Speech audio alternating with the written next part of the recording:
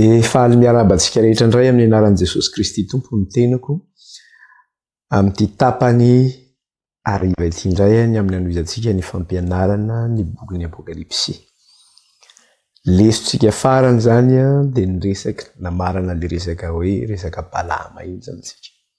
Iny ho fanazava angamba le izy ary efa resahantsika somary lavalava ihany izy iny fa tsy verenantsika tsony amin'ity an'ity fa hijery indray tsika ny amin'ny resaka le hoe inona ihany koa ny fananarana hafa zay nitenenan Jesosy amin'ity fiangonana ity zany ary raha sitrapony tompo dia ngamba tapitra amin'ity an'ity ny kasika ny lesona ny Pergamosy dia hiditra antsika ny amin'ny fifandrifina ihany koa zany ny amin'ny soavaly fahatelo dia nitomboka se fahatelo any amin'ny toko fahaenina zany ka manasa antsika araka hivavaka anomboka zao fotoanan'ny fampianarana izao.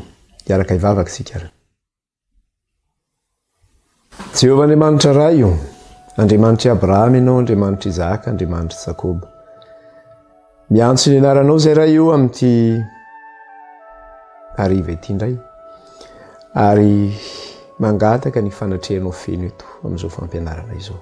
Ny teninao Andriamanitra manao hoe raha misy rona telo mivory amin'ny anarako dia ufoana eo. Eny maro izay ny miara-mivory eto Andriamanitra na any tokantrano any. Ko manatrehanay feno Andriamanitra amin'ny alalan'ny fanainao masina. Ary tsy maefa manao na inona na inona izay raha tsy ny fanainao no miasa ao anatinay. Ko mangataka aminao zay Jehovah tompony maro, aoka re ny ositry ny fanainao ray nirotsaka amin'ny fahafenona aminay. Ka izy no anolo-tsainanay sy hampianatra anay ny teninao. Ko dia mampianara anay ray io ny teninao amin'ny alalan'ny fanainao masina. Fa voninkaino izay vaokanao. Ary aoka ny fanainao ray no ampitenin'ny vavako, amantara anay ny sitraponao. Aoka ihany koa ny ranao Jesosy andrakotra so fotoanan'ny fampianarana izao sy ny fitaovana rehetra izay ampiasainay na ny tokantranonay. Enina izahay iza. Aoka ny ranao andrakotra anay sy ny so fifandraisana izao na ny fitaovana rehetra izay ampiasainay mba tsy hanana sy tana fahefanana dia kely azy. Dia aoka eo ampelantananao ny izany rehetra izany Kristy mba tsy hiarombaka azy eo ampelantananao. Andriamanitro mifona aminao ihany koa ny fizahay. Satria maro ny tsy fampanteranay, maro ny tsy fahamendrenay, maro ny fahalemenay. Ary tsy ny tsara izay sitrakay no ataonay fa ny ratsy izay tsy sitrakay. Mamindrafo aminay Andriamanitro ny amin'ny heloka rehetra sy ny tsy fahamarinana rehetra. Afao izay Jesosy eo amin'ny fahalemena sy ny tsy fahatanteranay rehetra. Fa hoenao hoe raha ny zanaka no nafaka anareo dia ho afaka tokoa ianareo. Hoentinay eo ampelantananao Kristy ny fahalemenay, ny fahotanay sy ny tsy fahatanteranay rehetra. Mamindrafo aminay Tompo. Ary mangataka aminao zay Jesosy eo diovy amin'ny ranao zay ho afa-pahotana. Sasao amin'ny ranao zay Kristy ho afa-keloka. Dia aoka ny ranao anamarina anay Jesosy io sy anamasina anay. Dia tantany sy fimbiny zay raha io. Aoka ny fanainao hiasa amin'ny fahafenonao anatinay. Ka ampitsimio anatinay ray ny teninao. Mba hitombo afolo eny, avy efapolo eny, avy enimpolo eny, avy zato eny. Mba hitsimiko anatinay ny fahamarinanao. Mba hitombonay amin'ny fahamarinanao ray sy ny fahamasinanao. Dia raina mandrakizay ny anaranao raha io, ankalazay ny anaranao any. Dia aoka ny elerahany zanako ny andrakotra anay ray ka hiaro anay amin'ny loza sy amin'ny ratsy rehetra. Hiaro anay amin'ny zanatsipika lefa n'le ratsy tsy hanakery tsy hanapahefana aminay. Dia eo ampelantananao ray ny ametrahanay izao fampianarana izao. Ka aoka Tompo tsisy harombaka izay eo ampelantananao. Dia mitenena raha io fa voninkaino izay vahoakanao. Ny anaran'i Jesosy nandratanay izany vavaka izany indray. Eto anatrehanao. Halleluja. Amen. Iroso aritsika. Ka araka ny resahantsika iny moa dia verintsika amin'ny Apokalipsy toko faharoa zany. Apokalipsy toko faharoa. Efa hitantsika ny amin'ny resaka le hoe Balama sy Balaka mikasika le resaka hoe misy eo aminao izy mitana ny fampianaran'ny Balama. Zay manome sainan'ny Balaka ao izy. Mitondra ny fanaftonany eo amin'ny zanak'Israely. Ampina anazy ny enana terina tamin'ny sampy sy jangajanga. Ka efa niresantsika lava mikasika an'izay mino fa mazava angamba zay. Ka iresaka indray tsika hoe inona indray ary ny ny fananarana hafa ihany koa zay nitenenan Jesosy any ity fiangonana itya izany. De resahantsika eo am'le andininy 5:10 toko faharoa de ny andininy 5:10 de zao no teneniny eo: ary toy izany koa misy eo aminao, zany eo am'le fiangonana Pergamos zany, ary toy izany koa misy eo aminao zay mitana ny fampianaran'ny Nikolaita tahaka an'ireny ozy izy. Zany hoe tsy vitany hoe ny mitana ny fampianaran'ny Balama ihany zany ty fiangonana ity, fa maninona ihany koa misy eo aminao ihany koa izy zay mitana ny fampianaran'ny Nikolaita tahaka an'ireny. Efa hitantsika io fampianaran'ny Nikolaita io tamin'ny fiangonana Efesosy. Fa ny zavatra mahatsikaritra teo fotsiny de raha miverina kely tsika eo amin'ny fiangonana Efesosy de inona ny zavatra hitantsika. Raha raisitsika ino verenantsika kely fotsiny izy eo amin'ny fiangonana Efesosy de zao no zavatra teneniny eo am'le toko faharoa andininy 5. De inona ny zavatra teneniny eo am'le toko faharoa andininy 5. Apokalipsy toko faharoa andininy 5 de ozy izy: kanefa izao no toetranao, halanao ny asan'ny Nikolaita zay halako kozy izy. Kanefa izao ny toetranao, halanao ny halanao ny toetran'ny Nikolaita ozy izy zay halako kozy izy. Zany hoe ny fiangonana Efesosy zany zafady somary farina feo, ny fiangonana Efesosy zany de nankahala ny toetran'ny Nikolaita. Ary tsy vitany hoe fiangonana Efesosy ihany fa halan'i Jesosy koa io toetran'ny Nikolaita io. Ka noho izany ny zavatra nisy de zao: Nikolaita zany tamin'ny fiangonana Efesosy de tety ivelany ihany koa ny Nikolaita. Tsy tafiditra tao am-piangonana na de niezaka ary izy nitoerin'ny ny fiangonana Efesosy izy. Zany hoe nitoeran'le fiangonana voalohany zany le toetran'ny Nikolaita sy ny fampianaran'ny Nikolaita. Amin'ity fiangonana Pergamos ity nefany de zao tsisy fankahalana intsony ny asan'ny Nikolaita. Tahaka ny fiangonana Efesosy tamin'ny fiangonana voalohany zany, tsisy fankahalana intsony ny asan'ny Nikolaita, fa le asan'ny Nikolaita de zao tafiditra ao am-piangonana ny asan'le Nikolaita. Satria izay mihitsy zavatra teneny hoe misy eo aminao koa izy zay mitana ny fampianaran'ny Nikolaita. Misy eo aminao ihany koa. Zany hoe tsy vitany hoe mitana ny fampianaran'ny Balama ihany zany ty fiangonana Pergamos ity, fa mitana ihany koa ny fampianaran'ny Nikolaita. Ary izay toetran'ny fiangonana Efesosy nefa zay hitantsika nankahala ny asan'ny Nikolaita zay tary amin'ny toko faharoa andininy 5 de nankasitrahan'i Jesosy izay toetran'izay. Niderahin'i Jesosy izay toetran'ny fiangonana Efesosy izay. Ato nefa izy inona ny tenenan Jesosy anazy? Fananarana sy teny levilevy ny tenenan Jesosy hoe misy eto aminao mitana ny fampianaran'ny Nikolaita. Fantatsika tsara fa io fampianaran'ny Nikolaita io de halan'i Jesosy koa io fampianaran'ny Nikolaita io. Kanefa le izy zany de tafiditra tao amin'ny fiangonana Pergamos le fampianaran'ny Nikolaita, na acceptena zany le izy. Inona moa ny dikany hoe Nikolaita? Efa nianarantsika Nikolaita ny dikany de hoe conquérant du peuple, na hoe mpanjanaka vahoaka zany. Mpanjanaka vahoaka zay ny dikan'le hoe Nikolaita. Ka eto izy efa tena voazahany mihitsy ilay fiangonana. Hitantsika teo tamin'le voalohany aloha tamin'le resaka Balama hoe ny zavatra nisy de efa tafiray tamin'ny fitondram-panjakana ny fiangonana kristianina, ary tao anatin'izay de nahoana lasa nihinana ny enana terina tamin'ny sampy izy sy nijangajanga, satria tafiditra tao amin'ny fiangonana ny fomban'izao tontolo zao sy ny fomba tsampin'izao tontolo zao. Lasa nikambana tamin'le fahamarinana ka tsy fantatra intsony hoe inona ny marina sy ny tsy marina, fa efa de nikambana tao de niraisina lasa hoe fiainan'ny fiangonana zay zavatra zay. Tsy vitan'izay any fa le fidiran'ilay fampianaran'ny Nikolaita amin'le fiangonana de zao normal be raha niova le lalàna teo amin'ny fiangonana, satria inona le lalàna navoakan'ny Constantin tao anatin'le concile de Laodicée canon 29 zany, de hoe aoka ny kristianina tsy hanao tahaka ny jiosy zay tsy miasa ny andro sabata. Tsy tokony hanao an'izay ny kristianina. Ary aoka ihany koa izy ny mpiasa rehetra de zao anaja ny andro alahady jour vénérable du soleil zay anompoana ny andriamanitra masoandro izy izy tokony hoe amin'ny lahady zany ianao no mitsahatra fa tsy ny sabatany Jehova. Ny sabatany Jehova andro fafito dia nosoloana ny andro voalohany izay andro natokana ho an'ny andriamanitry ny Romanina dia le andriamanitra masoandro zany io.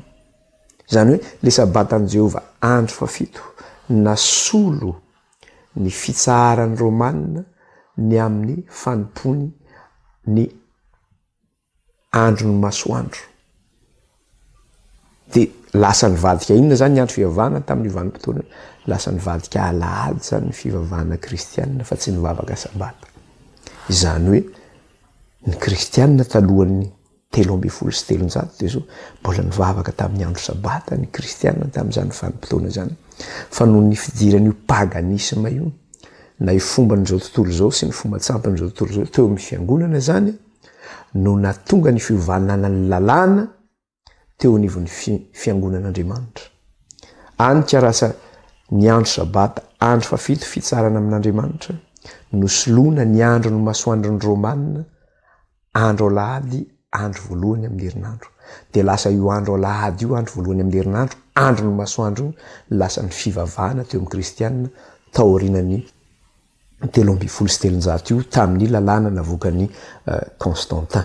Dia eo no zay zavatra zay arak'le tenentsika teo hoe rehefa tafiditra eo ihany koa tsy vitany hoe le fampianaran'ny Balama no tafiditra teo amin'ity fiangonana ity fa nitana ihany koa izy ny fampianarany Nikolaita. Ka rehefa mitana fampianarany Nikolaita izy dia normal be zany raha niova ny lalàna teo amin'ny fiangonana. Niova ny lalàna teo amin'ny fiangonana arak'le tenentsika teo hoe na ny sabatany Jehova no vaina ho andro alahady. Dia normal be raha niova satria Nikolaita moa dia inona ny Nikolaita? Nikolaita dia zao hoe ny fiainan'ny Nikolaita dia zao hoe tsy manaraka rafitra ny Nikolaita. Zany hoe hors norme zany Nikolaita. Raha misy refy ny fiangonan'Andriamanitra, misy rafitra ny fiangonan'Andriamanitra, izy tsy miaino anatin'izay rafitra zay. Zany hoe déréglé zany zareo reto. Tsy manaraka règle zany izy. Fa inona ny anazy no narahana? Zay mihitsy le fampianarany Nikolaita. Eo amin'le hoe lalàna sy ny fahasoavana hoe tsika tsy ambany lalàna fa ambany fahasoavana. Ka izay fampianarana mikasika le hoe tsika tsy ambany lalàna fa ambany fahasoavana zay dia nitondra ny zareo reto tsy hitandrina ny lalàna. Nitondra ny zareo reto tsy hitandrina lalàna hoe tsy tokony hitandrimana intsony ny lalàna. Dia normal be raha niova le lalàna teo amin'ny fiangonana satria manao zay saim-patiny izy zao mety hoe tsisy maratsy an'izany ange zany efa taloha zany fa tsy zao intsony zany fomba fanao taloha zany. Donc le amin'zareo le hoe tsy ambany lalàna fa ambany fahasoavana dia mitondra azy ireo tsy hitandrina ny lalàna Jehova. Ary amin'zareo le hoe ambany lalàna tsy ambany lalàna fa ambany fahasoavana dia zao afaka amin'ny lalàna tanteraka itsika. Nous sommes libres de la loi. Ka rehefa libre amin'le rehefa afaka amin'le lalàna isika dia afaka manao zay tiantsika atao. Anika lasa mandeha makany amin'ny filan'ny nofo zareo ireo. Filan'ny nofo sy ny faniriana. Satria hoe afaka amin'ny lalàna. Rehefa afaka amin'ny lalàna angeny afaka manao zay tianao atao. Dia nanomboka teo amin'ny taorianany 313 io dia dadio tsara niova daholo ny zavatra rehetra. Na ny zavatra ho an'ny kristianina be dia be ny zavatra niova zany. Zany hoe le fahamarinana zany hoe fahafatesana ara-panahy zany no niainan'ny fiangonana taorianany 313 io. No ninona vokatry ninona zay? Vokatra le fifanekena zay natao tamin'ny fitondram-panjakana ka nahatonga azy ireo nihinana ny henana terina tamin'ny sampy sy nijangajanga teo anatr'Andriamanitra tahaka ny nataon'ireo zanak'Israely tamin'ny androny zany. Dia lasa tsy fantany intsony fa tafiditra ao anatin'ny fiangonana ny zavatra rehetra zany. Le ino? Le passion terrestre ny lasa nanjaka. Filan'ny nofo sy ny faniriana tafiditra tao amin'ny fiangonana. Dia io nefa nananaran'ny apôstôly tamin'ny mikasika ny mikasika leo Nikolaita reo inona zavatra nytenen'ny apôstôly Paoly rehefa nampiantsony loolona ny Efesosy izy dia zao ny fananarana nataony tsara mihitsy tamin'izay zavatra zay. Asan'ny apôstôly toko 20 efa nresantsika kely teto izy io. Asan'ny apôstôly toko 20 ny 17. Asan'ny apôstôly toko 20 dia ny 17. Dia inona no zavatra teneniny eto? Asan'ny apôstôly toko 20 17. Ary raha tany Milety Paoly dia naniraka kany Efesosy izy ka napaka ny loolona ny fiangonana akeo aminy. Dia vakitsika ny 19. Dia zao ny teneniny: tandremo ny tenanareo sy ny ondry rehetra izay nanaovan'ny fanahy masina anareo mpitandrina andrasanareo ny fiangonana. Fantatro fa rehefa lasa aho dia hisy ambody masika hiditra eo aminareo izay tsy hiantra ny ondry, ary avy aminareo no mpisahan'ny olona sasany mitory teny tsy marina hitaonany mpianatra anaraka azy. Reo le Nikolaita reo. Ary avy aminareo no mpisahan'ny olona sasany mitory teny tsy marina hitaonany mpianatra anaraka azy. Minona ny zavatra ataony itsy? Hitory teny tsy marina anaraka azy. Isy ambody masika ao izy hiditra. Ary avy aminareo izy no avy eo aminareo no mpisahan'ny olona sasany mitory teny tsy marina hitaonany mpianatra anaraka azy. Zany hoe mitory teny tsy marina. Io le resaka resantsika teo le hoe tsika efa afaka amin'ny lalàna fa afaka manao zay tiantsika ataontsika zao, na ny resaka sakafo, na ny resaka fitafy, ny resaka hoe tinge raha ty sarivongany ity dia zao fotsiny, io nge symbole fotsiny io fa tsika mivavaka amin'Andriamanitra. Fa nefa ny tenin'Andriamanitra tsy manao, lasa zavatra be dehibe zany, zavatra déréglé ohatran'izany zany, tsy nanaraka le rafitra tsony zany le fiangonana. Dia inona moa le zavatra teneny teo le hoe misy eo aminareo izy araka le teneny misy aminareo hoe avy eo aminareo no mpisahan'ny olona sasany mitory teny tsy marina hitaonany mpianatra anaraka azy. Mitory teny tsy marina. Ka amin'ny teny frantsay ny ilazana io hoe mitory teny tsy marina io dia zao ny teneny azy hoe des hommes qui enseignent des choses pernicieuses izy. Misy eo aminareo izy olona ozy izy ampianatra zavatra pernicieuses izy. Ka inona moa le pernicieuses? Le zavatra pernicieux zany zavatra ratsy, zavatra dangereux, ary zavatra maninona ihany koa contaminant. Io zavatra io zany zavatra mifindra io. Ka rehefa tafiditra zany io dia tsy vitany ihany fa mifindra amin'ny olona rehetra io. Zavatra io nuisible, manimba le fiangonana. Zay mihitsy nefa ny zavatra nitranga tamin'ity fiangonana Pergamos ity. Tonga tao ny zavatra ratsy, zavatra loza ho an'le fiangonana, zavatra manimba le fiangonana, zavatra micontaminer le fiangonana, mitondra azy maninona, mitondra azy amin'ny fahafatesana. Ka raha vao miresaka ianao hoe pernicieux io zany dans le terme, amin'ny terme médical, na hoe amin'ny voambolana amin'ny fitsaboana zany, raha vao miresaka ianao hoe pernicieux dia inona ny zavatra tenen'izay zavatra zay? Dia tsy maintsy mitondra foana zay zavatra zay makany amin'inona, makany amin'ny fahafatesana zany. Mitondra, raha vao miteny ianao amin'ny terme médical zany na voambolana amin'ny resaka hoe fitsaboana, ka raha hoe pernicieux ny zavatra resana dia mitondra makany amin'ny fahafatesana zay. Izay mihitsy nefa ny mahazo an'ity fiangonana ity. Mampianatra zavatra tsy marina, mitondra amin'inona zany? Mitondra amin'ny fahafatesan'le fiangonana zany le izy. Zany hoe mort spirituel an'le fiangonana, fahafatesana ara-panahin'le fiangonana. Izay ny zavatra mitranga eto. Zay zany mikasika an'iny fananarana nataon'i Jesosy mikasika an'i Nikolaita ihany koa.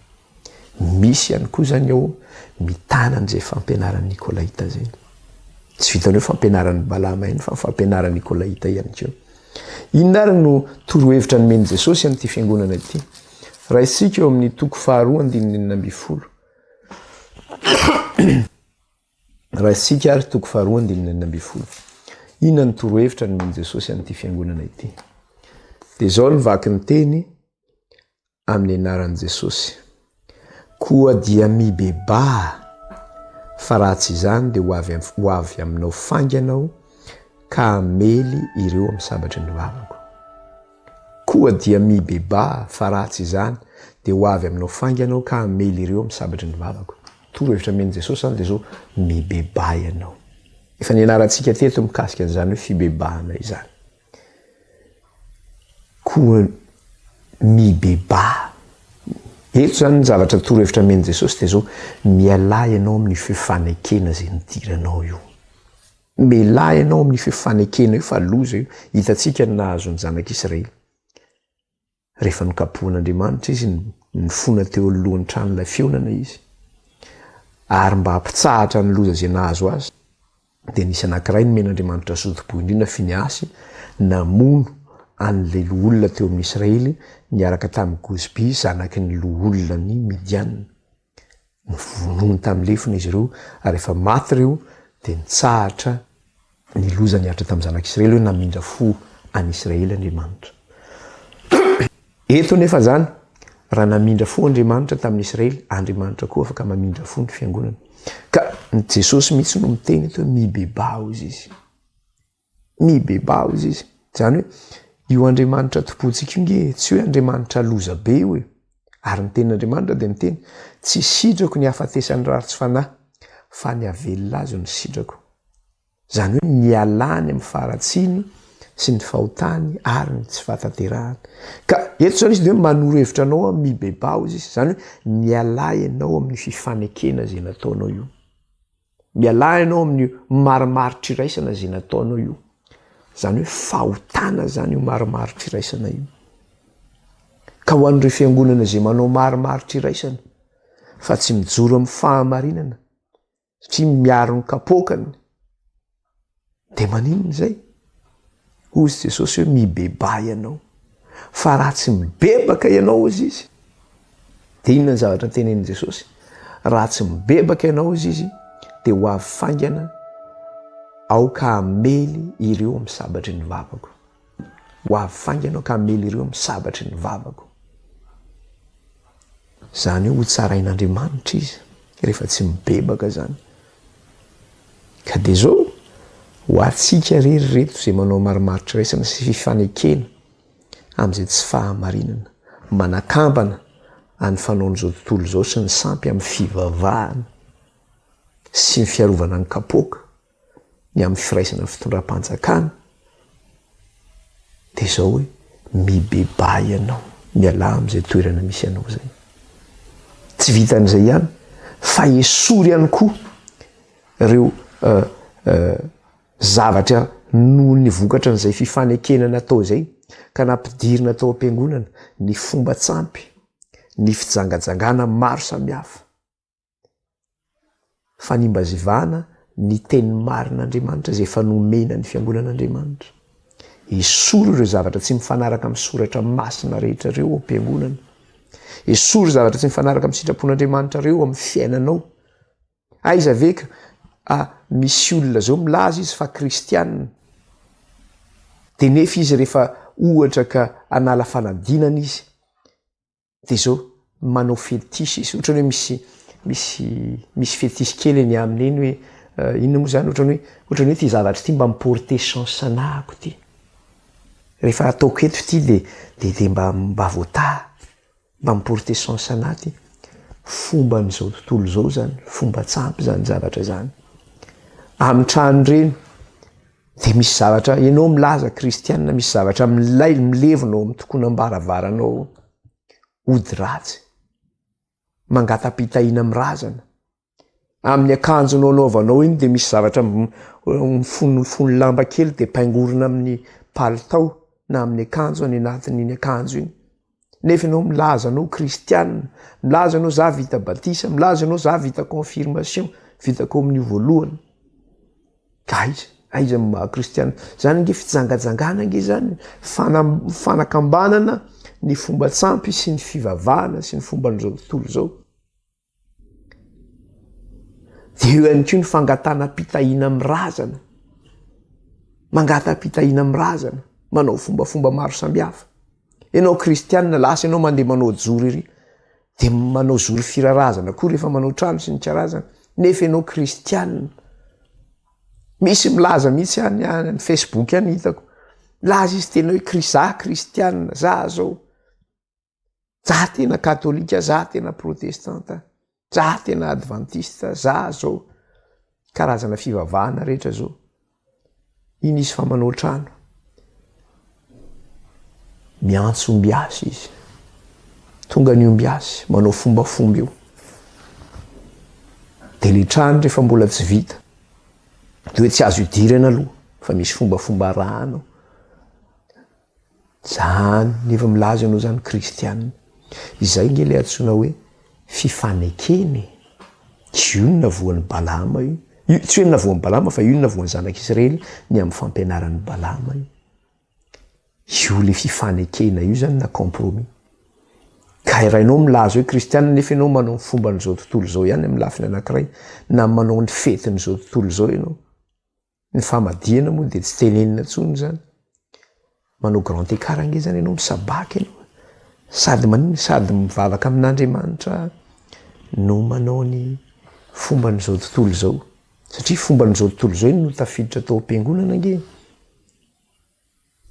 ny fanompo-tsampy sy ny karazana sy ny fomba n'izao tontolo zao vokatra ny zavatra tao anao io satria ianao milaza fa manompo an'Andriamanitra de milaza za de Andriamanitra sary-piaro ka mamaly ny eloko ny ray amin'ny zanaka ao izy hatramin'ny zafin-doalika io Andriamanitra io sary-piaro ianao milaza anao kristianina nefa ianao manompo sampy manao ny fanaon'izao tontolo zao de iny normal be raha tsy milamina mihitsy ny tokantranonao fa misy problème foana miady foana ohatranao mpivady ahoana ary ty zavatra ty tsy mety miala se zavatra ataonao to tsy manjary kinao sady manompo sampy no manompo an'Andriamanitra tonga aminao zao karazana aretina zao tonga aminao zao karazana loza izao ny zavatra se na ianao manompo an'Andriamanitra na ianao manao ny fanaon'izao tontolo zao sy manompo ny Andriamanitra zao tontolo zao fa tsy azonao akambana ireo manimbazimba an'Andriamanitra ianao zay ny nahazo ny zanak'Israely rehefa nanakambana an'izy de izy nahazo azy tonga ny loza teo amin'ny Israely nandripaka Andriamanitra 24 000 ny maty anatin'ny ray andro vokatra n'izay zavatra zay de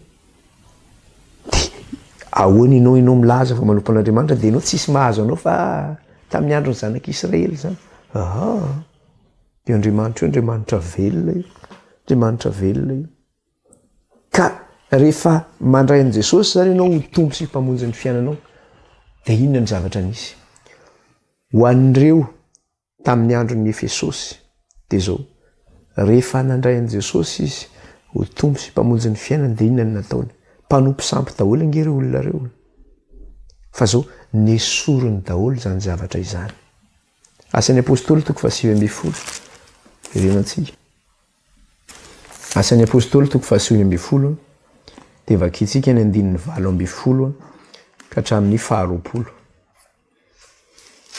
asan'ny apôstôly 9:10 ny 9:20 ka hatramin'ny 20 de vakitsika amin'ny anaran'i Jesosy de zao ny vaky ny teny ary maro izay nino dia tonga ka niaiky sy nilaza ny asany rehefa nino izy de niaiky sy nilaza ny asany hoe za nge mpanompo sampy za nge mpijangajangy zao nge ny fiainako taloha de ahoana izy izy ary maro izay nino dia tonga ka niaiky sy nilaza ny asany ary maro ny mpanao ody no nanangona ny bokiny ka nandoro azy teo mason'ny olona rehetra tonga zany misy mpilalao ody izy avany nino izy natrain'i Jesosy de nalainy ny ody ratsy ny rehetra iny nalainy ny fanompo-tsampy ny rehetra iny de nidorana tamin'ny afo teo nidorana tamin'ny afo ary no ny voatotaly ny tokombidiny de hita fa volafotsy 5,000 izany fatratra toy izany no fandroso ny tenin'Andriamanitra sy ny heriny zany nandroso fatratra toy izany ny fandroso ny tenin'Andriamanitra sy ny heriny satria nao rehefa nino izy nandrain'i Jesosy tompo sy mpamonjy ny fiainana nisorony daholo fanaon'izao tontolo zao ny fomba fanaony taloha nisorony ny ody ratsy rehetra ho atsika ihany koa de zao io afatra ho an'ny Pergamosy io de natao atsika amin'izao vaninandro misy atsika zao ho atsika zay manana ody ratsy ho atsika zay manakambana ny fahamarinana sy ny sampy tsy mety miaraka ireo fa tsy mpanompon'ny ota Kristy ary tsisy kiambanany Kristy sy Beliala, tsisy kiambanany ny tempolin'Andriamanitra sy ny sampy. Dia hozy ny tenin'Andriamanitra manao hoe mivoa eo aminy ianareo ry oloko mba tsy ombonanareo ho taminy. Esory zany mba tsy ombonana ho tamin'izany zavatra zany. Esory zany zavatra zany. Zay le hoe mibeba, raha mibebaka ianao dia raisin'Andriamanitra ianao. Andriamanitra dia mpamindra fo sy mpamela heloka. Kanefa kosany raha ohatra ianao ka tsy mibebaka dia inona ny zavatra teneniny io? Fa niresantsika kely any izy io tamin'ny fampidirana. Toko faharoa dia ny andininy enina amby folo izy teo. Toko faharoa andininy enina amby folo ihany. Tapany faharoa zany no raisitsika. Dia inona ny zavatra teneniny io? Koa dia mibeba. Fa raha tsy izany, zany hoe raha tsy mibebaka zany ianao, dia ho avy aminao fanganao ka hamely ireo amin'ny sabatry ny vavako. Ho avy aminao fanganao ka hamely ireo amin'ny sabatry ny vavako. Io fa nianarantsika teto hoe inona io sabatra mivoaka amin'ny vavan'i Jesosy io. Io le sabatra roa lela io. Ka io sabatra roa lela io dia maninona? Mitsara io. Io no mitsara anao zany. Ny tenin'Andriamanitra zany no mitsara anao hoe aiza ny toerana misy anao. Ao anatin'ny fahamarinana ve ianao sa tsy? Ny tenin'Andriamanitra zany no mitsara antsika, tsy izany no mitsara antsika fa ny tenin'Andriamanitra. Ka rehefa miteny io tenin'Andriamanitra io, zao no marina, zao no marina, zao no tsy marina, zao no tsy marina. Dia io no mitsara anao amin'ny asa izay ataonao. Hoe ao anatin'le norme ve ianao sa tsy ao anatin'le norme? Ao anatin'le refy ve ianao sa tsy ao anatin'le refy ny tenin'Andriamanitra? Ka io zany manasaraka n'inona?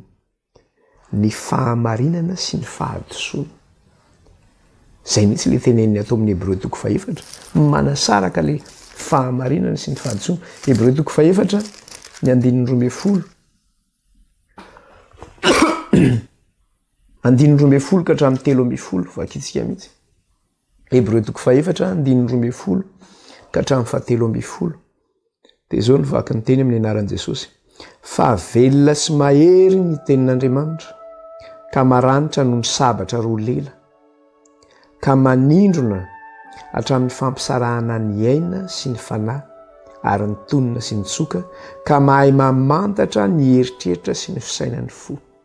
Izy zany tena mampisaraka ny aina sy ny fanahy, ny tonina sy ny tsoka, mahay mamantatra ny heritreritra sy ny fisainan'ny fo.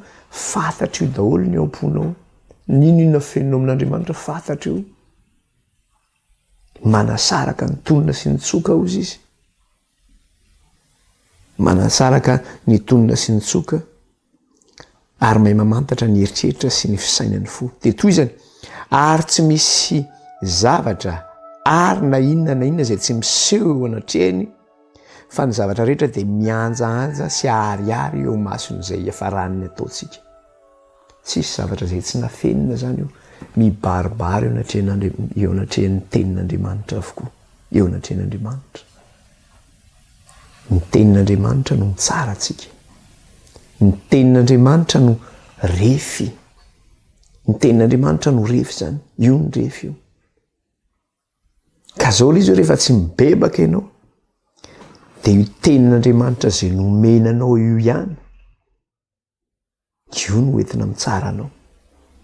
Ny zavatra niresahantsika mikasika inona ny zavatra niresahana teo amin'ny fiangonana Pergamos teo.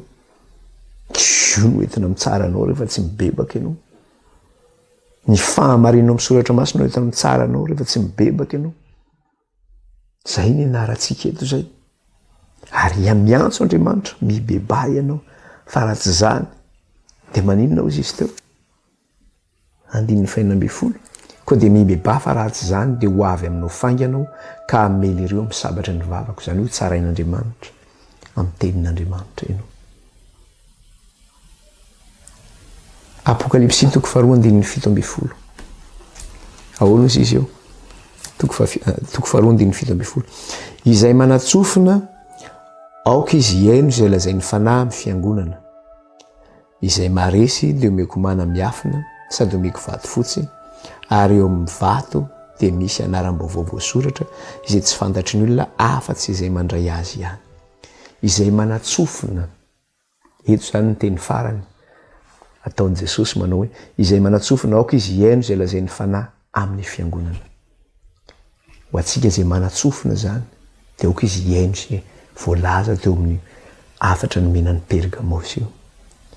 Ny teny fankasitrahana, ny teny fananarana ary ny torohevitra zay nomeny Jesosy hoe mibeba ianao. Zay manatsofina ao izy aoka izy hiaino zay lazainy fanahy amin'ny fiangonana. Ary amin'ny teny frantsay ny tenenany anazy io dia hozy izy manao hoe que celui qui a des oreilles entende ce que l'esprit dit aux églises. Aux églises zany hoe ho an'ny fiangonana universelle io afatra io nomeny. Tonga amintsika amin'izao fotoana zao zay manatsofina, raha vao miteny izy hoe zay manatsofina zao miverina foana izy, tsy ny olona rehetra no mahay mihaino. Fa hono izy ny teny Tompo, ny ondriko malala ny feoko ka manaraka aho izy. Raha heninao zany tenin'Andriamanitra izany dia henao ny feon'ny Tompo dia manara azy. Zay zany, zay mikasika an'izay zavatra zay. Dia inona ny zavatra teneniny eo ihany koa? Zay manatsofina aoka izy hiaino zay lazainy fanahy amin'ny fiangonana izay maharesy, satria tsy moramora ny miala amin'izany zavatra zany, miala aminahazatra. Zay nefa ny ankoly-kelinao hatramin'izay fa nandritra ny taona maro ny lovanao tamin'ny razambenao. Fa hozy izy izay maharesy, izay maharesy. Eo ihany koa hoe tsy ny olona rehetra no mandresy. Izay maharesy dia omeko manamiafina sady omeko vato fotsy, ary eo amin'ny vato dia misy anaram-baovao voasoratra izay tsy fantatry ny olona afa-tsy izay mandray azy ihany. Izay maharesy dia omeko manamiafina hozy izy. Dia inona ihany koa? Omeko vato fotsy hozy izy. Ary eo ambonin'izany vato fotsy zany dia misy anarana vaovao hozy izy, izay tsy misy malahala azy, afa-tsy izy ihany hozy izy. Izay maharesy dia omeko manamiafina. Inona ary ty manamiafina ity? Inona indray le resaka hoe mana zany? Ka raha vao mijery sika ny amin'ny resaka hoe mana zany dia tsy maintsy miverina ihany koa tsika ny any amin'ny testamenta taloha malala hoe inona moa ny atao hoe mana. Dia any amin'ny ny mana dia zao hoe io mana io zany rehefa tsisy sakafo ny zanak'Israely nivoaka avy tany Egypta andeha any amin'ny tany Kanana dia nomen'Andriamanitra ny mofony lanitra izy. Nandatsahan'Andriamanitra an'io izy avy any an-danitra zany. Dia io ny sakafo nomen'Andriamanitra ny zanak'Israely nandritra ny 400 taona nandrapiditra izy ireo zany teo amin'ny tany Kanana izay nomen'Andriamanitra azy. Ka inona moa ny hevitra an'izany? Fa kitsika kely aloha le izy ary mba alalantsika le izy. Toko 400 Exodosy 4. Exodosy toko 400.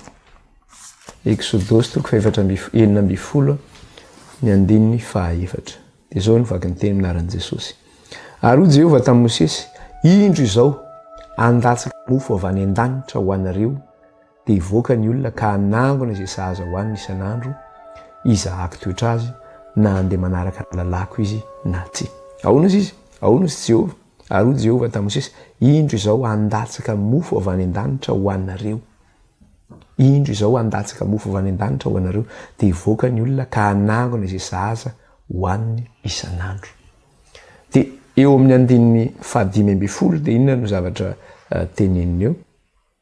5:12. Ary rehefa hitan'ny zanak'Israely izany dia nifanontany hoe inona itony? Satria nirotsaka zany, rehefa nirotsaka ilay izy ny maraina iny, satria maraina amin'ny andon'ny lanitra iny izy no mirotsaka zany. Dia nisy karazana ohatran'ny poudre blanche, ohatran'ny hoe ataontsika ohatran'ny hoe vovoka mangahazo reny, mangahazo tontony. Ohatr'ireny zany mety hoe feno le teo ivelan'ny tanta zany. Dia inona ny zavatra niteneniny zareo amin'ny 5:12 rehefa nahita le izy maraina iny zany nivoaka ny zanak'Israely tao anatin'ny tantany. Ary rehefa hita ny zanak'Israely zany dia nifanontany hoe inona itony? Satria tsy fantany ireny.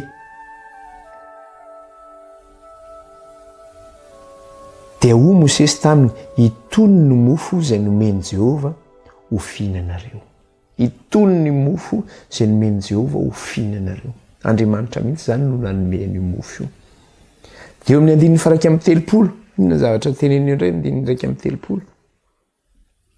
dia izao no voasoratra ato ary ny anarany zany hoe ny anarany mofo ny latsaka avy any an-danitra io zany ary ny anarany dia nataon'ny taranak'Israely hoe mana ary tahaka ny voan-drafy izy sady fotsy ary ny fanandramana azy dia tahaka ny mofo misy tantelo izy nataon'ny zanak'Israely hoe mana zany ny anaran'le izy dia le izy ohatran'ny mofo tantely le izy sady fotsifotsy no lokony dia vakitsika eo amin'ny andininy 2:30 ka hatramin'ny 4:30 ary io Mosesy izao no teny izay nandidian'i Jehovah analao eran'ny vata omera izy ho tehirizina hatramin'ny taranakareo faramandimby mba ho hitany ny mofo izay nampinaniko anareo tany anefitra raha nitondra anareo nivoaka avy tany Egipta aho ary io Mosesy tamin'ny Arona makavy lany ka asiomana enan'ny vata omera ao anatiny dia apetrao eo anatrehan'i Jehovah mba ho tehirizina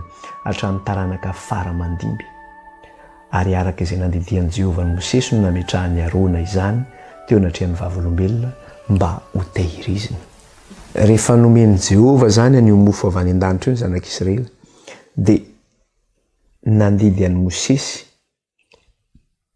i Jehovah nanao hoe makao izy analao eran'ny vata omera izy ho tehirizina hatramin'ny taranakareo faramandimby zany vata omera zany ny omera anankiray zany satria vata omera izy omera anankiray zany hoe io zany mesure tamin'izany vanim-potoana zany mesure tamin'izany fotoana zany ohatrany hoe ampiasaintsika amin'izao ohatrany hoe litatra ohatra zany ka ny omera anankiray zany manome 4 litatra ny omera anankiray dia manome 3,5 litre zany 3,5 litre zany ny omera anankiray dia iny zany naprimina mba haninona ozy izy araka le teneniny teo analao eran'ny vata omera izay ho tehirizina hatramin'ny taranaka faramandimby mba ho hitany ny mofo izay nampinaniko anareo tany anefitra raha nitondra anareo nivoaka avy tany Egipta aho ary Mosesy tamin'ny Arona makavy lany ka asiomana eran'ny vata omera eo anatiny dia apetrao eo anatrehan'i Jehovah mba ho tehirizina hatramin'ny taranaka faramandimby ary araka izay nandidian'i Jehovah ny Mosesy no nametrahany Arona izany teo anatrehan'ny vavolombelona ka no tehirizina donc naka vata omera zany izy nifetrany eo amin'ny 3 litre et demi io zany nifetran'le izy dia natao teo anatrehan'ny vavolombelona zany hoe tao amin'ny fitoerana masina indrindra zany nametrahana anazy teo amin'ny tempoly tao anatin'ny vata zany tao amin'ny fiaran'ny fanekena tao ny nametrahana ilay izy inona ny anton'izay mba ho tehirizina hatramin'ny taranaka faramandimby mba ho hitany mofo nampinaniko anareo tany anefitra ozy izy inona ny dikan'izay hoe izaho no niahanareo tany anefitra izaho no namelona anareo satria ny lalana izay nalehan'ny zanak'Israely niala avy tany Egipta nakany amin'ny tany Kanana dia zao hoe tandindony ny lalana ihany koa izay alehan'ny kristianina amin'izao vanim-potoana zao hoe tsika zao maninona manantena sy miandrandra ny fiainana mandrakizay dia ny lalana izay alehantsika zany zao dia makany amin'le kananan'ny lanitra zany tsika dia ohatr'izay koa ny zanak'Israely Andriamanitra no nanome sakafo ny vahoakany izy no niahazy nandritra izay 100 taona zay nandra-piditra ny tany amin'ny tany Kanana dia miverina amintsika ihany koa zany zay zavatra zay ny hevitra amin'izay amintsika amin'izao vanim-potoana izao dia zao hoe Andriamanitra ihany koa no miahantsika sy mitantana antsika mandra-piditra antsika any amin'le tany Kanana mandra-piditra antsika amin'le kananan'ny lanitra zany any amin'le fiainana mandrakizay izy no miahantsika io nge le ten'Andriamanitra miteny eny amin'ny testamenta vaovao no milaza manao hoe aza manany apitso fa ny apitso anany aminy dia misy tenin'Andriamanitra hoe izao tontolo izao no mikasaka izany fatratra ozy izy fa aza miana ny hoaninareo na ny tafianareo fa fantatra Andriamanitra fa ilainareo zany dia Andriamanitra no manome antsika an'izay zany hoe rehefa ao amin'i Jesosy Kristy zany tsika dia omen'Andriamanitra antsika izay ilaintsika eo amin'ny fiainantsika ka le manamiafina zany io le napetraka tao anaty vata zany hoe izay maharesy dia omeko manamiafina ozy izy dia eo zany le hoe fiahin'andriamanitra ny vahoakany zany miahanareo fa aza manahy ianareo, zany manome fanantenana anareo, apiditra anareo any amin'ilay fiainana mandrakizay. Dia eto moa izy amin'le Exodosy 4:5-7 izy izao no teneniny eto: ary ny zanak'Israely nihinana ny manana nandritra ny 40 taona mandra-pahatonga ny tany amin'ny tany misy monina, eny manana ny hoaniny mandra-pahatonga ny tany amin'ny sisintany Kanana. Zany hoe nandritra nihinana ny manana ny zanak'Israely mandra-piditra ny tany izay honenany zany zay omen'Andriamanitra azy, dia nihinana ny mana izy. Dia ohatr'izay ihany koa tsika kristianina zao vanim-potoana zao, ohatr'izay ihany koa zany tsika kristianina, Andriamanitra no miatsika sy mitadana antsika mandra-piditsika any amin'ilay fiainana mandrakizay. Ka ny fanontany mipetraka dia ty ny zavatra voasoratra dia tandindona foana, ohatra ny hoe miresaka tsika le hoe mana, hidirantsika ny amin'ny fiainana mandrakizay. Fa amintsika amin'izao fotoana zao, inona moa le tena hoe mana? Jesosy Kristy nge le tena mamy, satria izy le mofon-danitra, izy le mofo avy any an-danitra, izy le manome antsika le fiainana mandrakizay, izy le manome antsika ny fiainana mandrakizay. Dia zao no teneny amin'ny Jauna 5:, raisitsika kely le izy. Jauna 5:, raisitsika.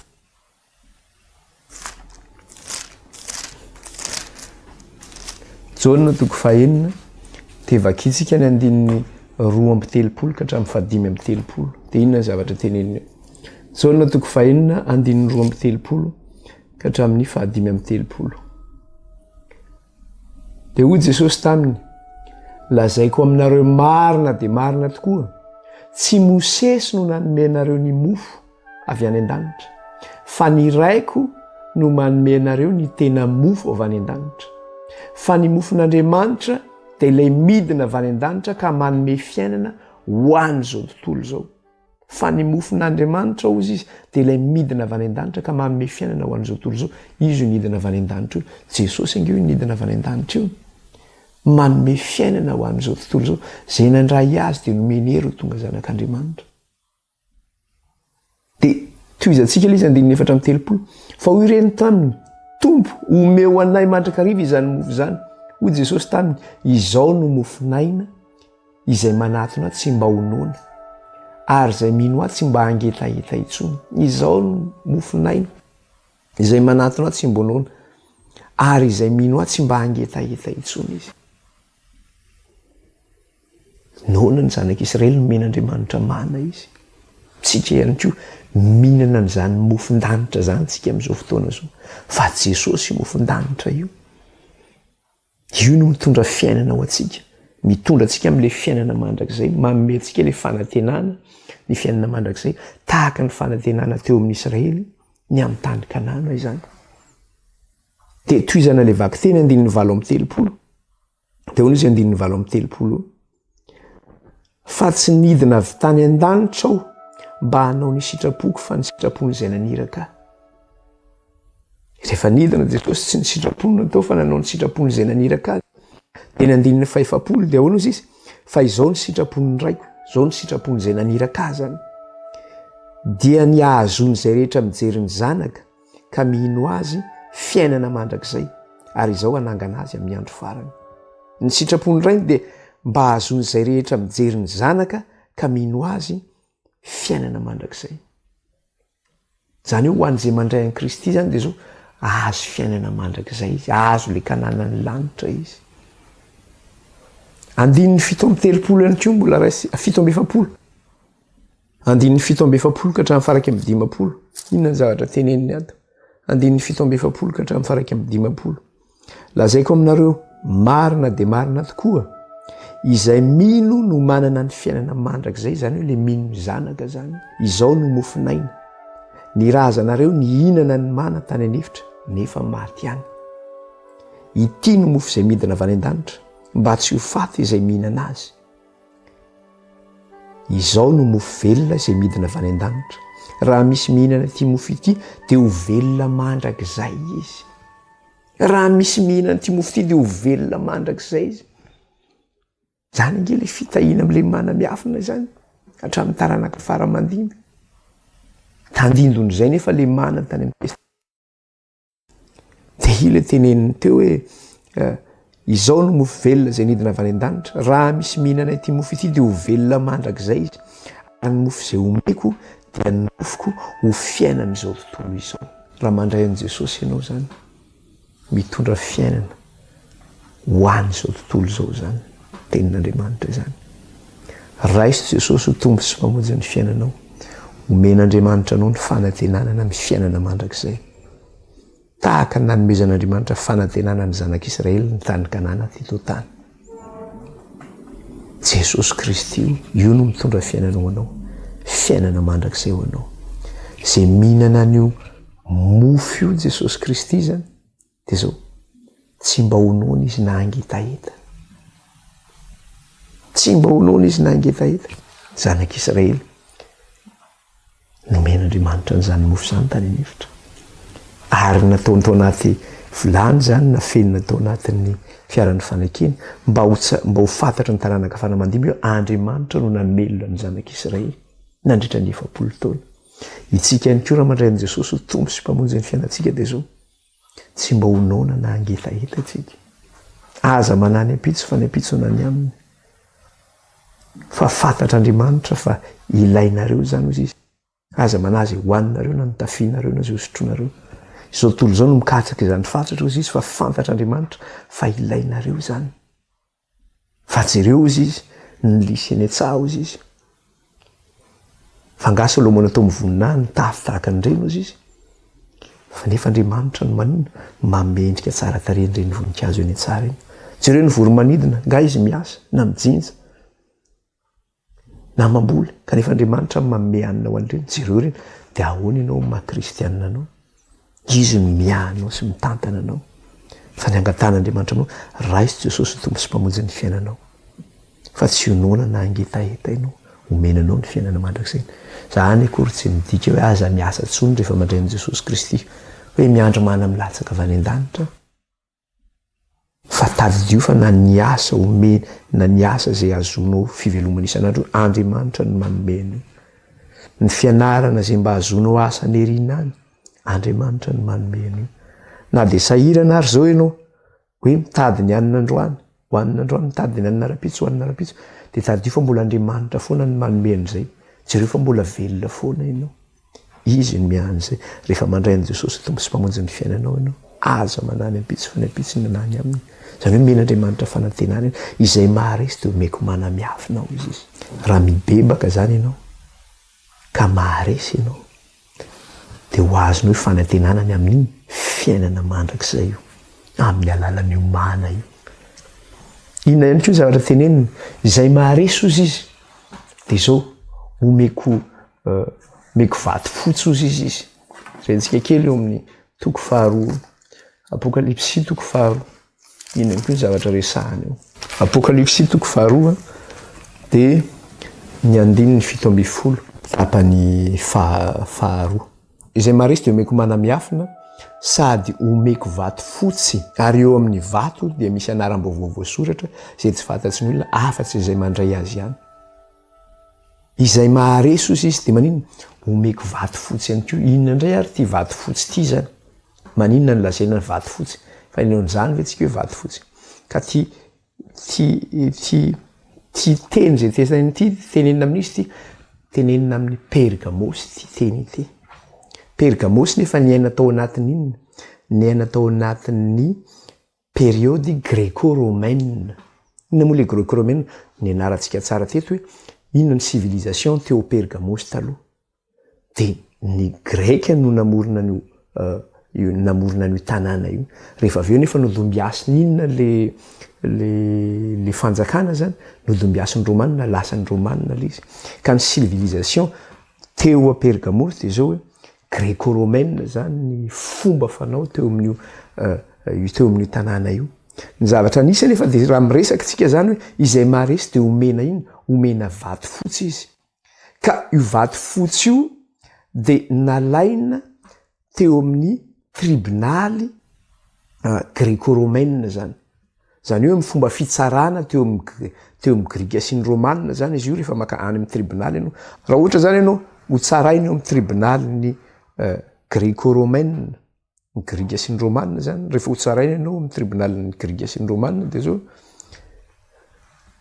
rehefa mivoaka ny didim-pitsarana izy tsy manome taratasy izy fa vato no meny misy hoe vato fotsy na vato mainty ny hevitry le vato fotsy de zao hoe acquittement na fahafahana zany afaka madidio ianao de ny caillou noir zany na vato mainty de condamnation ny dikan'izay na hoe fanamelohana izany zay zany ny hevitra an'izay teo amin'ny civil tamin'ny période io zany ny andron'ny greco-romaine zany ka le vato fotsy zany maneho fahafahana afaka madiodio ianao tsy tratra ny sazy pitsarana zany fa ny vato mainty kosa zany manome condamnation na fanamelohana ka eto nefa ny zavatra ny tenenin' Jesosy hoe izay maharesy de omeko vato fotsy ozy izy inona zany nomeno fahafahana zany tsy ho tsaraina zany ianao zany tsy voatsara n'le sabatra mivoaka ny vavan'i Jesosy ianao satria naharesy ianao nibebaka ianao de tsy tratra n'izay fitsarana zay zany ianao afaka madiodio ianao voavela ny eloko eo anatrehan'Andriamanitra voasasa ny fahotanao zay zany ny hevitra an'izay izay raha maharesy zany ianao ka mibebaka de zao esorina aminao ny eloko rehetra diovin'Andriamanitra ianao voavela ny eloko tsisy iza ny ampanga ny olomofin'Andriamanitra Andriamanitra no manamarina azy tsisy afaka anameloko anazy iza ny anameloko Kristy nefa mifona ho azy eo anatrehan'Andriamanitra hozy izy zany hoe tsisy afaka anameloko anao satria Andriamanitra nefa manamarina anao nomena n'le vato fotsy ianao zany zay fahafahana zay nomena anao eo ambonin'ny vato fotsy nefa zao ny zavatra teneniny eo amin'le andininy fahafito amby folo de hozy izy zay maresy de omeko manamiafina sady omeko vato fotsy ary eo amin'ny vato de misy anaram-baovao voasoratra izay tsy fantatry ny olona fa tsy zay mandray azy ihany misy anaram-baovao izy zay omenanao eo ambonin'ny vato io satria afaka madidio zany fa voavela ny eloko rehefa voasasa ny fahotanao de miverina tonga zanak'Andriamanitra ianao zany lasa zanak'Andriamanitra ianao miala amin'ny fahotanao sy ny tsy fahamarinana de rehefa tafaverina aminao le fahadiovana le fahamarinana le fandresena de omen'Andriamanitra an'io anaram-baovao ianao zay tsisy malala ozy izy afa-tsy ny tenany ihany zany ka inona moa ny hevitra le hoe anaram-baovao ny hevitra le anaram-baovao de zao hoe lalam-baovao ny fiainanao zany lalam-baovao ny fiainanao io le voalaza angeny amin'ny romanina toko fahenina raha sika kely any amin'ny romanina toko fahenina aono izy izy romanina toko fahenina de vakitsika le andinin'ny fahatelo ka hatramin'ny fahaefatra de zao nivaky ny teny amin'ny anaran'i Jesosy tsy fantatrareo va fa na iza isika no efa natao batisa ho amin'ny Kristy Jesosy de natao batisa ho amin'ny fahafatesany koa niarana levina tamin'ny batisa ho amin'ny fahafatesany atsika mba ho tahaka ny nananganana ny Kristy tamin'ny maty tamin'ny voninahitra indray no andehanantsika kosa amin'ny fiainam-baovao ianao zany rehefa ianao mpanota iny rehefa mibebaka ianao miala amin'ny fahotanao de zao rehefa atao batisa amin'ny Kristy Jesosy ianao de mandevina ny fahotanao sy ny tsy famendrehanao rehetra zany io sasana ny fahotanao mitsangana aveo ianao mitafy ny voninahitry ny ray zany hoe afaka ny fahotanao ka rehefa mitafy ny voninahitry ny ray ianao de mandeha amin'inona ianao mandeha amin'ny fiainam-baovao ianao araka le tenenina teo zany ozy izy nanao hoe mba ho tahaka ny nananganana ny Kristy tamin'ny maty tamin'ny voninahitry ny ray no andehanantsika kosa amin'ny fiainam-baovao zany ianao satria efa voavela ny elokao voasasa ny fahotanao io amin'ny alalan'le vato fotsy zany mena vato fotsy ianao fahafahana famelan-keloka ange zany de zao efa voavela ny elokao de araka le tenenina teo hoe arak'le nytenena teo hoe mba ho tahaka ny nananganan'i Kristy tamin'ny maty tamin'ny voninahitra indray no andehananao kosa amin'ny fiainam-baovao. Zany hoe fiainam-baovao zany no andehananao eto. Zay le hoe anarana vaovao satria lalam-baovao no andehananao. Ka io le lalam-baovao zay andehananao io amin'le hoe anarana vaovao zany dia zao hoe io zany le hoe marque an'le hoe récréation d'en haut. Zany hoe Andriamanitra mihitsy zany no ny restauré anao, no ny récréé anao. Raha efa simba ny fahotana ianao, potika ny fijangajangana ianao sy ny fanompoantsampy ianao, Andriamanitra indray nanavao anao ho tonga olom-baovao ianao enatrehany. Efa lasa ny zavatra taloha, indro tonga vaovao kehitriny. Satria nahoana izay rehetra nandray azy dia nomeny hery ho tonga zanak'Andriamanitra. Dia tonga zanak'Andriamanitra indray no amin'ny alalan'i Jesosy Kristy navaozina zany ianao, novaina ianao. Dia ohatra eny amin'le anarana io nge le hoe omena anarana vaovao ianao. Inona moa le anarana vaovao? Dia misy exemple maromaro izy atao amin'ny Baiboly. Jereo tsara fa rehefa natsoan'Andriamanitra i Abrahama dia inona ny zavatra nisy? Novain'Andriamanitra ny anaran'i Abrahama, lasa hoe Abrahama. Inona moa dikan'le hoe Abrahama? Promesse d'un peuple nombreux. Na hoe teny fikasana zany ny amin'ny hoe vahoaka betsaka, na hoe firenena maro. Io le hoe aminao no hitahinan'ny firenena rehetra. Raha i Abrahama ny anarany taloha, rehefa no hamarinina tamin'ny finoan'Andriamanitra, tsy hoe nao Andriamanitra, rehefa no hamarinina tamin'ny finoana i Abrahama teo anatrehan'Andriamanitra dia novain'Andriamanitra ny anarany Abrahama, lasa hoe Abrahama. Promesse d'un peuple nombreux. Io le hoe aminao ny hitahinan'ny firenena rehetra. Jakoba ihany koa. Jakoba nge naditra nangalatra ny fizokin'ny ralahany izy dia nitsoaka ny ralahany izy. Nosazian'Andriamanitra izy tamin'izy nandeha nakavady, nanompo ny rafozan-dany nandritra ny 220 taona. Inona ny zavatra nisy? Namondran'Andriamanitra fo izy. Novain'Andriamanitra ihany koa le anarana. Lasa inona? Lasa hoe Israely. Inona ny dikan'le hoe Israely? Celui qui lutte avec Dieu. Ilay mpitolona amin'Andriamanitra, ilay nitolona tamin'Andriamanitra, ilay nitolona tamin'Andriamanitra. Lasa Israely ny anarana. Mikasika ihany koa ny Jerosalema eto an-tany. Ampitahana amin'le Jerosalema vaovao izay omen'Andriamanitra ny vahoakany. Jerosalema ny antsoina azy eto an-tany, fa rehefa ho avy izay fotoana izay dia inona ny antsoina azy? L'Éternel notre justice. Jehova fahamarinantsika. Soloina mihitsy ilay anarana zany. Jehova fahamarinantsika. Hafa ny lanitra, hafa ny tany. Jerosalema izy io, fa ho soloan'Andriamanitra io anaran'ny Jerosalema io dia lasa iny Jehova ny fahamarinantsika, lasa zay ny anarana io. Dia ty Pergamos ty ihany koa zany dia zao ho an'izay maresy io Pergamos dia omena anarana vaovao izy. Izy ihany no mahalala n'io anarana io. Izy ihany no mahalala n'io anarana io. Inona nefa n'io anarana io? Zay hoe izy ihany no mahalala n'io anarana io. Amaranantsika lelesona zany somary mihoatra kely ny fotoanandreo fa tsy maninona. Inona nefa n'io anarana io zany? Dia efa hitantsika taratra ihany izy io tamin'ny resaka le hoe Antipas maty martyr. Inona ny zavatra voasoratra teo amin'le hoe Antipas maty martyr? Irantsika eo amin'ny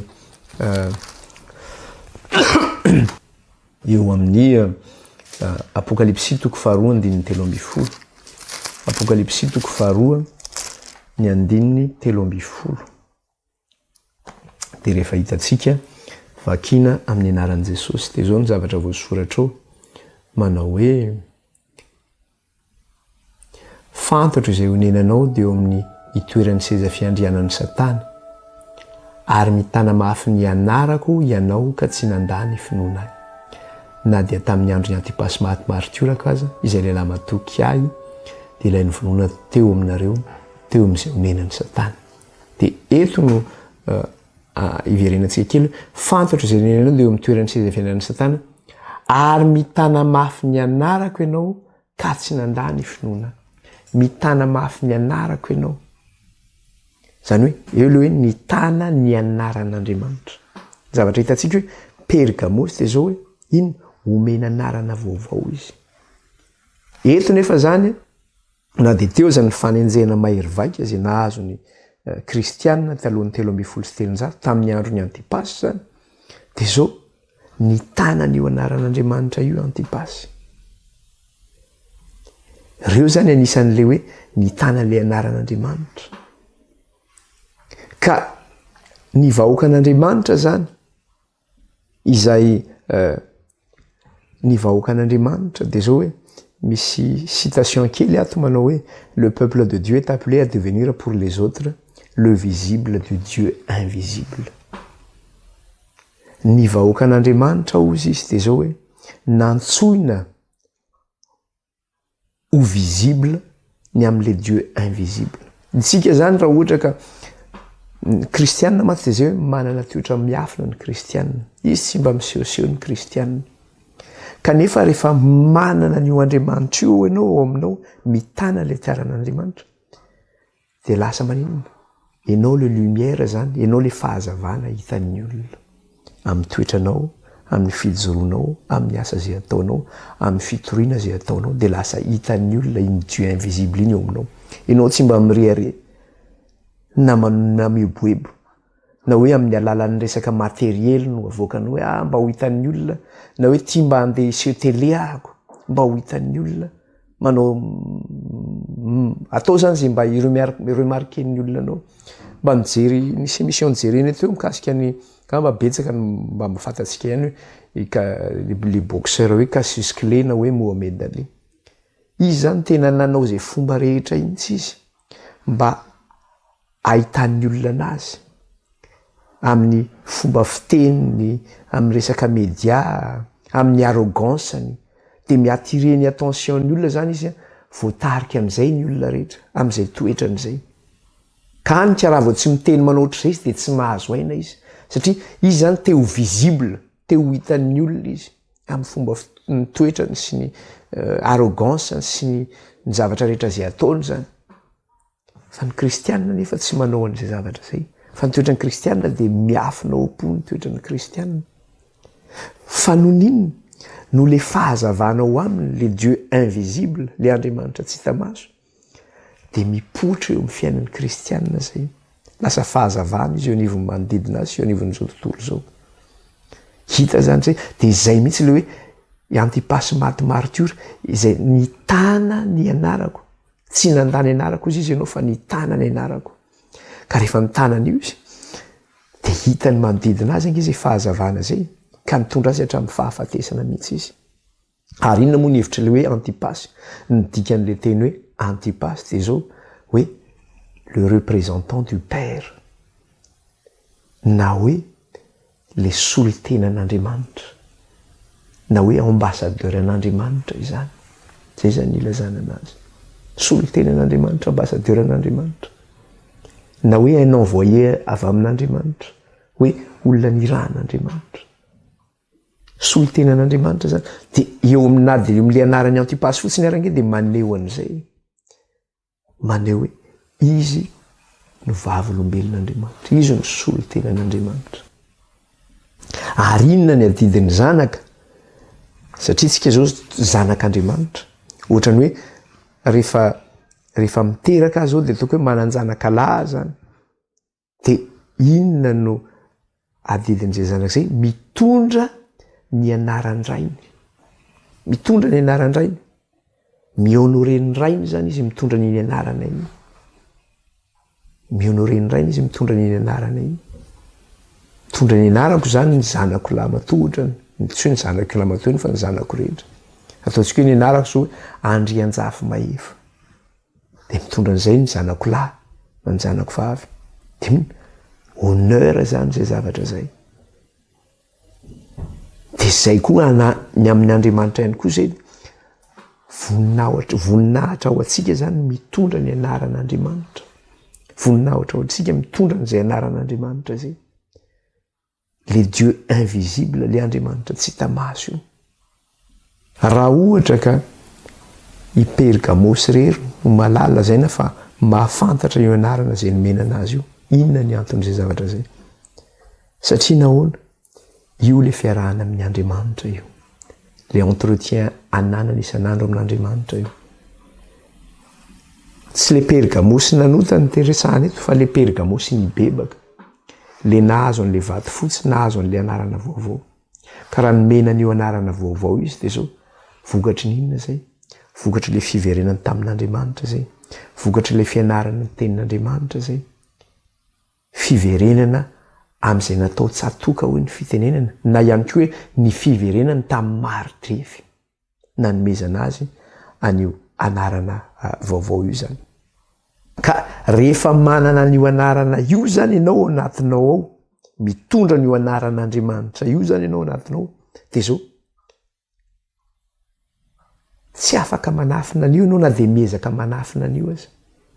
Hoe ianao vahoaka an'Andriamanitra dia efa tafaverina amin'ny Maridrefy ianao, fa io toetranao io zany mitrahiranao izy io, satria tsy afaka miafina amin'io ianao, fa mivoaka ety ivelany amin'le fahazavana zay anananao anatinao. Tsy maintsy mivoaka iny, fa rehefa tsy mivoaka iny fahazavana iny, mametra baraingo sosina, manetra baraingo mantsy, manetra baraingo ianao, mametra point d'interrogation. Fa ny vahoaka an'Andriamanitra zay manana toetra miafina, rehefa manana an'io Andriamanitra io, manana an'io anarana io anatiny ao, dia mivoaka ety ivelany foana iny. Tsy voatazonao iny, tsy maintsy mijoro vavolombelona iny ianao. Tsy maintsy mijoro vavolombelona iny ianao. Tsy maintsy miteny momba an'Andriamanitra ianao. Betsaka ny tsazaka, betsaka no tesina, tsy maintsy tafavoakanao zay zavatra zay. Zay zany le izy. Ka eto zany tsika dia zao hoe raha miresaka tsika an'ity Pergamosy ity, marana antsika le lesona zany, araka tenako hoe somary niotra kely ny fotoana tamin'ny androany. Raha miresaka an'ity Pergamosy ity zany tsika, dia inona ny zavatra very teto? Very zany le identité an'Andriamanitra no ny fahotana zay nataony, ny tanany fampianaran'ny Balama sy ny tanany fampianaran'ny Nikolaita. Very zany io identité an'Andriamanitra tao amin'io, ilay anaran'Andriamanitra io. Satria tamin'ny andron'ny Antipasy dia zao ny tanany anaran'Andriamanitra ry Antipasy. Fa rehefa nikambana le hoe nihinana tanterina tamin'ny sampy Pergamosy sy ny jangajanga ary ny tanany fampianaran'ny Nikolaita, dia zao very zany io identité an'Andriamanitra tamin'le fiangonana. Zany hoe ity fiangonana ity zany dia tsy manana identité intsony. Satria nahoana? Lasa tsy fiangonan'Andriamanitra intsony ity fiangonana ity, ary roaparatsiana fiangonana mijangajanga, fiangonana mihinana ny terina tamin'ny sampy. Na Andriamanitra raha tsy malala n'ity fiangonana, tsy mireconnaître n'ity fiangonana ity amin'io karakterany. Ka le identité an'Andriamanitra le hoe mitana ny anaran'Andriamanitra zany very tao amin'ity fiangonana ity io.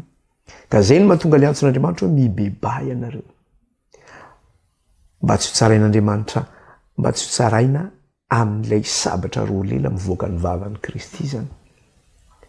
Fa zay maresy mena mana-miafina izy. Fanantenana io, mandray an'i Jesosy ianao, fanantenana ny fiainana mandrakizay. Omena le vato fotsy ianao, famelan-keloka, afaka madiodio ianao, ho diovina ianao, sy ho sasana. Omena anarana vaovao ianao, le anaran'Andriamanitra indray, le identité an'Andriamanitra zay very, averinao anatinao iny. Omena anarana vaovao ianao, le identité very iny, apetraka ao aminao indray iny. Dia anaran'Andriamanitra zay omenanao iny. Tonga olom-baovao ianao. Zay mikasika ny lesona iny.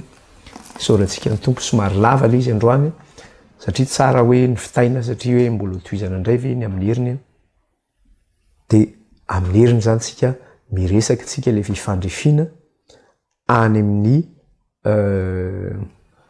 amin'ny toko fahenina zany, miresaka soavaly mainty indray zany tsika. Inona indray ary ny fandraisan'io soavaly mainty io, le tomboka sy fahatelo amin'ity fiangonana Pergamosi ity dia hiditra amin'izay tsika amin'ny heriny izany. Hiaraka hivavaka isika ary hamarana izao fotoana izao.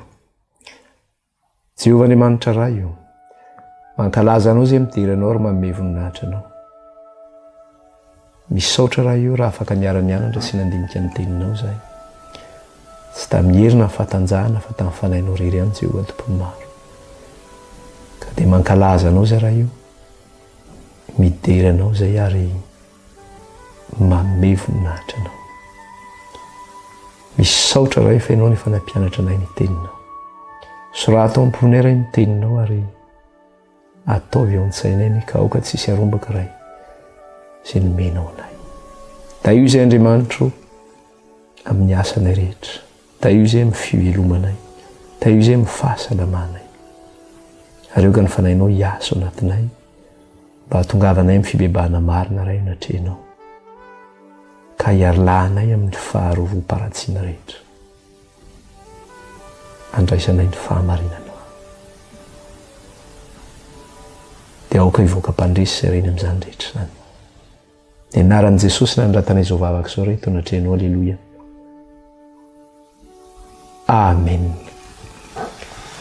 Dia manao baibay antsika rehetra indray ary tahiny tompo daholo antsika rehetra amin'ny manaraka indray. Ok.